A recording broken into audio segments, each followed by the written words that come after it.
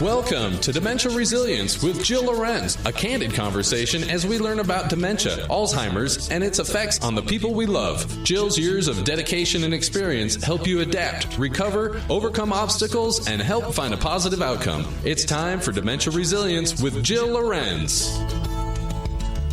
Hey, good morning, everybody. I hope you're having a terrific day today. As the weather changes and people are getting adjusted to the change from summer to fall, and we have some cold weather, we have some rainy weather, we might have some snow, things like that. I've been getting a lot of calls from frustrated caregivers, my caregiver nation. I even got a couple of calls from people that are diagnosed with different types of dementia this week. And it was sort of alarming to me, the amount of depression and sadness people were feeling. And my show is all about trying to overcome obstacles and adversity to find a positive outcome. I always want to keep it that way. But we do need to get, really down and dirty sometimes about the fact that having Alzheimer's or having Parkinson's disease or Lewy body and having hallucinations and things like that are troublesome to families. And I'm just going to ask you to try to come up with a few ways that you can breathe, find that Zen place, find that happy place when you're mired down in the middle of something that is starting to funnel into a rabbit hole you don't want to go into. We know these diseases can be difficult to work with. We know that there is a light at the end of the tunnel. I hope and pray that it's not an oncoming train, but we need to find the joy. We need to find the laughter. We need to find a way to find a happy place when we are in difficult situations. So let's talk about this to start with. Why do these aggressive or combative situations start in the first place? Well, part of it could just be the environment. Maybe just the change in weather is causing people to feel a little moody. Maybe there truly is a little sadness and depression around living with and dealing with a disease that is taking your memory or your cognitive abilities away. But look for things like lack of sleep. Look for issues like somebody's having pain in an arm or a leg or a little arthritis kicking up here or there. Maybe the barometric pressure is changing and they could have a headache or something like that. Did you put that person in unfamiliar surroundings and now they don't feel quite on their game? What could have happened to cause that frustration in the first place? Did maybe they get scared watching a TV show or being told to do something like go get dressed, we have to go to a doctor appointment, that they no longer remember how to do? Sometimes I tell people in my classes, no doesn't mean no. No means I've forgotten how to do what you've asked me to do. And sometimes that can create a level of frustration that can really set somebody off onto a bad trajectory or just a moody episode that their caregiver doesn't understand. A lot of times these things will happen just because there's a loss of control due to the changes in the brain. It could be physical restraints. It could be changes in the routine. Maybe you're doing something different on this day that person feels like they should be doing something else. We've always had coffee at 9 a.m. Why are we running out the door at 9 a.m.? Look for these reasons that could be causing the frustration that you're feeling. What can you do to combat that? How can you stop that? Well, first of all, ways to prevent frustration are being realistic about your expectations of the person, what they can and cannot do. A lot of times the changes show themselves in the lack of being able to complete an activity. Maybe somebody can engage in activity, but they can't complete the activity. And our expectation hasn't changed to fit what that person can actually do, therefore making it a little bit more stressful for them. So as an example, as a person gets further progressed in, let's say, Alzheimer's as an example, in the morning routine that they have, let's just pick a random number, 200. So if there are 200 steps in the morning routine that you have when you get up and you get out of bed, you hit the alarm, you throw the covers back, you put your feet on the floor, you walk around your bed, you get to the bathroom, you might open the shower door, turn on the shower, check your look in the mirror, what do I have to do right now?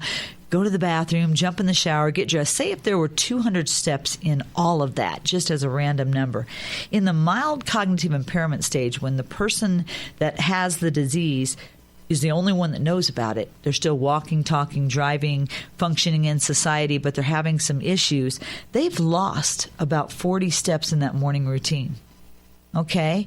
And as that routine changes and they get to the point where they're at early stage, excuse me, then they're going to lose about another 60 steps. At early stage, they could still be working. They still could be driving a car.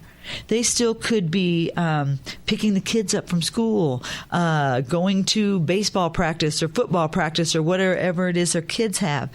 They could be running a company. But they've lost about 100 steps in that morning routine. So think about that for a second. They're just starting to really have problems that families starting to talk about, and half of the things they do in the morning are starting to have issues. So what would be missing? They might forget to take a shower. They might forget to wash their hair. They might forget to use soap. They may wear the same thing they had on yesterday. They may not put on deodorant on a day when it's going to be 90 degrees somewhere. They may forget to brush their teeth. But if you think about that, if half the steps in that 200-step morning routine were missing just in the early stage of the disease, would it change the way you as a caregiver were looking at it? I think it would. So let's have some compassion. Let's have some real thoughtfulness put around our loved one dealing with this disease. They're as frustrated as you are, but they're holding it inside and they're trying to hide it because they don't want to lose being that person that is proficient in everything they do. And if you look at them and think that they're deficient in those manners and in the way that they're working and living their life, then they've lost something, and you're going to change the way you're looking at them. So if you take that all into context and you start working through that and knowing that with each stage they're going to lose more and more of those steps in that morning routine, down to where in late stage there are about 15 steps, maybe we can look at the disease a little bit more differently. Maybe we can offer help when they're forgetting to do something, or honey, do you need help buttoning that shirt? How can I make your day a little bit easier? Could I get the shower turned on for you and put it at a nice temperature? You look great today. Hey, I like that outfit you're wearing. Do some positive things that will help keep that person from slipping into that depression mode, from slipping into being frustrated, not telling you, and then you're dealing with the ramifications of the loss of cognition and the loss of them being themselves. I know this is a deep subject, but sometimes we have to talk about these things and figure out how we're going to work through them. When we come back from a break, the other question that I got asked a lot about today or this week is hallucinations, and how do we deal with hallucinations? Well, I'm going to have some ideas for you, and I love these strategy shows. I love these strategy weeks because I can really dive deep into what is happening in the homes, what's happening in the families, and try to help you find a positive outcome and be a little bit stressed about it. Let's listen to a word from our sponsor, and we'll be right back. Hey friends, I'm excited to tell you about Pine Grove Crossing Assisted Living and Memory Care in Parker, Colorado. They set the bar high for person-centered care. They're locally owned, and they focus on exceeding their residents' expectations while providing excellent dining, housekeeping, and transportation services. Their care team with licensed nurses are available 16 hours per day, 7 days a week, to ensure clinical needs are addressed as soon as possible. check them out at pinegrovecrossing.com or 303-996-8000 and see how care goes into everything they do. It's time for Dementia Resilience with Jill Lorenz. Okay, we're back, and we're talking about frustrating situations that cause depression and cause anxiety when you're living with somebody that has a type of dementia that might have serious cognitive impairment or serious memory issues that could lead to frustrating situations and even situations of hallucinations, delusions, and things of that nature. So before I get into the hallucinations, I just want to talk about how to keep frustration from getting out of hand. So from the start, look for signs of frustration such as fidgeting, restlessness, people pacing, loud talking. Their audible tone is getting louder and louder, especially a person with Parkinson's disease who has a tendency to maybe have a lower audible tone, okay? And once you've identified those signs, try to prevent that situation from getting worse. Use a tell me more theory. Try to talk directly to that person and say, tell me what you're feeling. Why are you frustrated? Can you explain to me what's going on in your head? Are you feeling hopeless? Are you feeling sad? What might have changed that? Do you know? Yes or no questions help a lot with a person with Alzheimer's, because then they don't have to come up with a full cognitive thought to answer you or use coping techniques to answer the question. So always use that tell me more theory. Is the anger or the agitation getting physical? Is that something that you maybe need to intervene and see if you can sit by their side and hold their hand, or do a hand massage, rub their back, give them a hug? What is leading you to have this frustration with that person? Are they having trouble putting clothes on and they just got frustrated and screamed out? Are they just doing something that is normal for their lifestyle? Like, for example, I had a guy a few months ago that his wife thought he was getting violent because he would smack his hands and say, fight, fight, fight, and things like that. Well, it turned out he was a Marine, and that was the way he expressed himself. And he just didn't know how to do it other than clapping his hands together and saying fight, fight, fight in sort of an aggressive manner. But he didn't mean he was going to fight his wife. So we have to really look at what is causing this and why are we in this zone, and at all cost avoid confrontation. Be calm. Use a calming, quieter voice. Tell me what's going on. Were you having trouble buttoning your shirt? Were you unable to put your socks on? Did you forget something important today?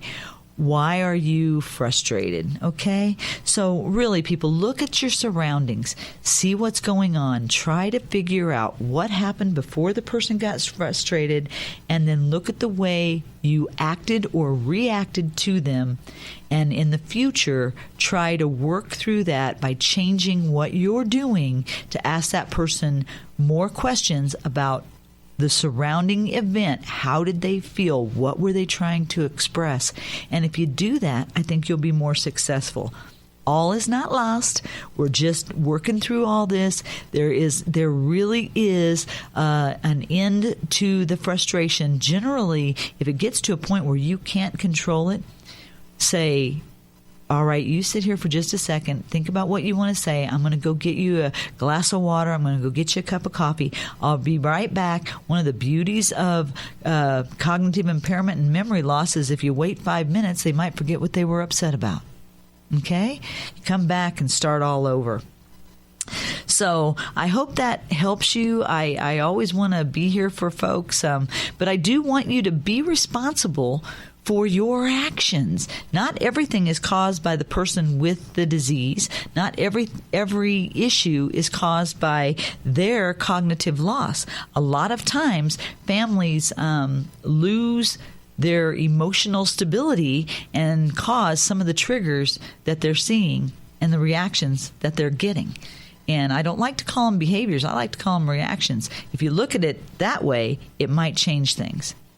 All right. So why do people have hallucinations? Well, in the scientific answer to that is that there is something called synuclein protein that gets on the brain that has a reaction, especially for people with Parkinson's and Lewy body disease and dementia, and it sits on the basal ganglia and that's the center of the brain, and it causes them to have hallucinations. So are they always distressing? Maybe not.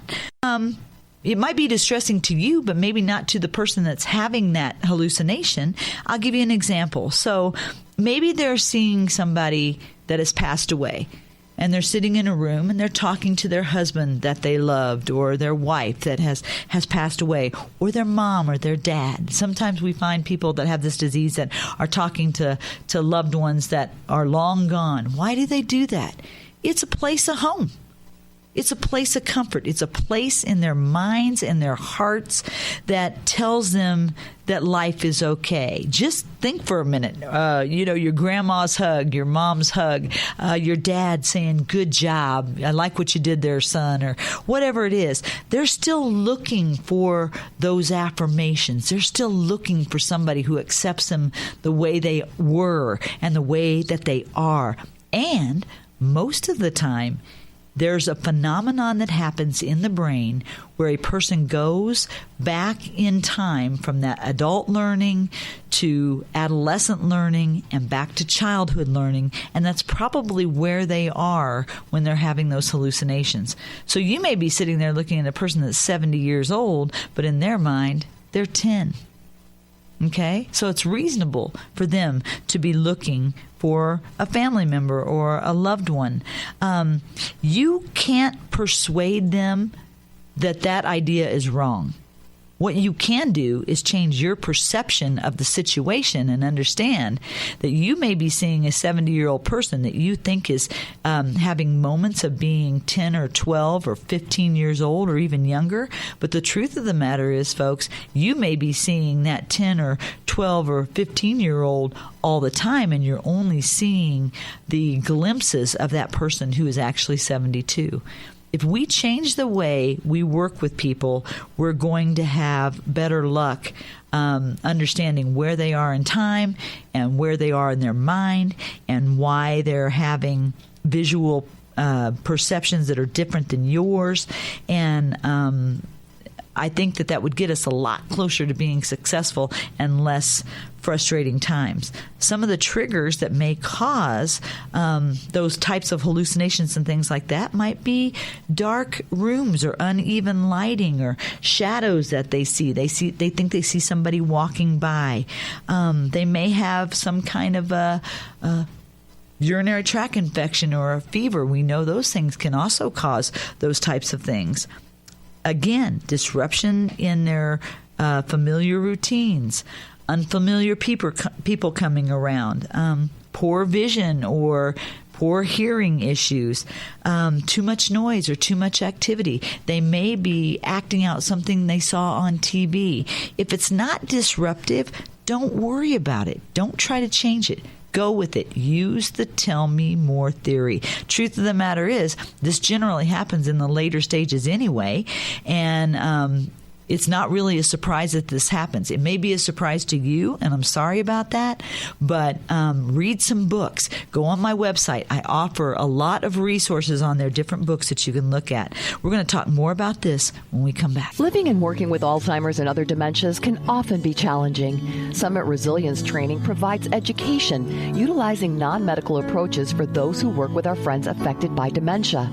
Believing families still need one-on-one assistance, we provide classes which help them understand the diseases affecting their loved ones, offering strategies and techniques for success with activities of daily living and working with confusing behaviors. We offer in-home assessments to clarify symptoms of dementia diseases and help families work together to find moments of joy while living with memory loss and impairment. Education programs instilling person-centered care philosophies are offered for professional caregivers working in communities and homes, which can be customized for their staff. Training is also available for first responders, such as law enforcement, fire, and EMT personnel. We are passionate that people with dementias such as Alzheimer's, Parkinson's, and others are approached with compassion and understanding, and those who work with them have all the tools they need for success. Call us at Summit Resilience Training, 303-420-6988 to schedule a class or in-home assessment. Visit our website at summitresiliencetraining.com for more information. It's time for Dementia Resilience with Jill Lorenz. Wow, deep subject today, and I know I always try to bring positive information to you, but I get it. You know, my mom had this disease. I have a brother with frontal temporal. I've had several people with this. I work with people day in and day out. I'm teaching classes at the University of Colorado Hospital. I work with their patients and their patients' families out there. I hear your stories. I feel your pain. But you can only mire yourself down in the heaviness of this for so long. Have your pity party, get back up, dust yourself off, and get back in the game. Because if you don't, those folks are going to feed off of your energy, and that's not what you want. Last thought about hallucinations and things like that. If you can, ignore the hallucinations and the delusions if they're not bothering the person with dementia. If they are enjoying the conversation, if they're talking to somebody who's not there, don't try to change it. Maybe just put on some nice, comforting music or something like that in the background and let them go. It's okay. It doesn't always necessarily have to be a bad thing, okay? And for goodness sakes, don't try to change it unless that person is frightened by it. If they're frightened by it, intervene and use the tell me more theory, okay? All right, enough of that. We're going to move to positive things. So, here we go. It is fall, folks, and I love fall. It is my favorite time of the year. So, how can we turn some of the fall activities into fun things? Well, shoot, we can have fire pits, go outside and roast some marshmallows, make some s'mores, go for walks with your people that have this diagnosis. Do it yourself if you just need a stress reliever. When you're with somebody that has memory loss, walk down memory lane with them. Let's pretend your street is memory lane. Pick up some pretty leaves, take them home, and iron them between sheets of wax paper. That was fun when we were little kids, right? Maybe pick up some pine cones, make a wreath, go to craft fairs. Walk outside, do things, go for a drive in the mountains, see the beautiful aspen trees, or wherever you are. If you're in the Midwest or on the East Coast, oh my goodness, you all get some beautiful, beautiful falls with the different changing leaves on the different types of trees. Play some fun music. Get ready for the holiday seasons.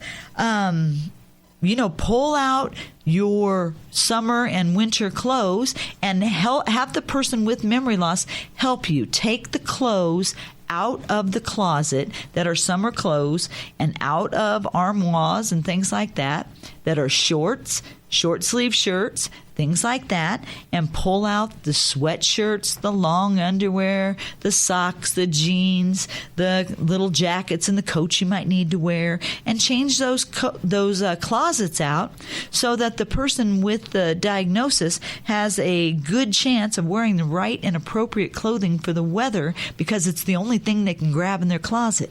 Okay, there are ways and strategies we can reduce some of this frustration of having people wear the wrong clothes or the same clothes all the time if we have maybe a finite amount of clothes in the closet that they can reach and go to when they're getting ready to go outside.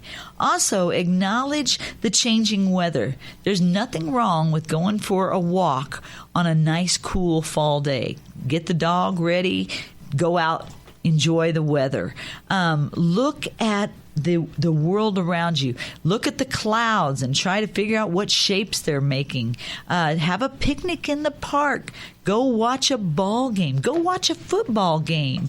Things like that can be fun. Pull out the jerseys and the shirts of your favorite teams and bake some popcorn and, have a popcorn party and maybe even some beer. Just because they have Alzheimer's or Parkinson's disease doesn't mean they can't have a drink. They're not dead. They just have a disease. Make some cookies. Bake some brownies or pies. This is the time of the year. The smells, the crackling of the fire. When they come in from, ice skating or being outside raking leaves and things like that, that's a time to say, hey, would a nice hot bath or a warm shower feel good right now? These are times and ways that you can come up with ideas to work with your loved one, your person that you're caring for, however you want to term it, and use the seasons, use the time of the year, use the smells, use the sensory opportunities that we have to really enjoy this time of year and the things that are going on. It's soon going to be October. We've got Halloween coming up. We've got Thanksgiving coming up. You can decorate the house. There's just a lot of things you can do. Pull out easels and paint pictures and have some apple cider and make some apples with caramel on them. Do some fun things. I mean, really, fall can be a great time of year. It can segue into memories that we have of good holidays gone by and talk about those. Pull out pictures from past Thanksgivings and past Christmases and put them in photo albums or make a collage. There's just so much you can do, folks. I had to go back to the resilience part of it and say, come on now, let's take what we have. Let's try to find some good positive paths to go down. Let's find some great ways to have a positive outcome for what we're living with and the things that we're doing, okay? It doesn't have to be all bad. We can have a lot of fun with it. So I really wish you all well. I'm sorry that there's a lot of you struggling out there, but really, only struggle so long. Find those happy places for yourself. Find a chance to go to Starbucks and get a pumpkin spice frappuccino or something. Take a hot bath yourself. Go to lunch with a friend. Do some things. Go to the spa. Go to a hockey game or whatever with your friends. Do something fun for yourself, okay? Hey, we are Easy 1430 now. So if you're looking at Cruising 1430, Google and go on your website and go to Easy 1430, Timeless Music, and you will find the past recordings of my show. Get on there and listen to the different strategy shows that I presented over the last 2 years. Find one that works for you. Revisit these things, because I tell you, I have a lot of strategy shows. I have one a month. There's something on there that's going to help you. Go to my website, summitresiliencetraining.com. I have a lot of resources. I have those 26 bundles I loaded on there last October that answers every question you'd ever have about this disease. From scams to how do you look for a home care company to everything else. And those bundles are bits of information from the resources themselves that wrote the piece, so you can understand it. It has their phone numbers, their websites that you can go on and ask them questions. Okay? And I'm also loading all my podcasts now on iTunes, Apple, Stitcher, Spotify, SoundCloud, TuneIn, Google Play, and lots of other entities. So I love you all out there in Caregiver Nation. I love my friends with diagnosis. I'm here for you. Call me at 303-420-6988 if you have any questions. And once a month, I will have these strategy shows for you. So I hope you keep listening, keep calling, keep emailing, and let me know how you feel about the shows and what you want me to talk about. Although this was a deep subject today, I appreciate the listeners giving me ideas and telling me what you need from me. All right, I'll see you next week on Dementia Resilience with Jill Lorenz, and keep listening, folks. Have a great day. You've been listening to Dementia Resilience with Jill Lorenz. Visit her website at summitresiliencetraining.com to learn more, and join us next week as we learn more about dementia, Alzheimer's, and overcoming obstacles with a positive outcome. See you next time.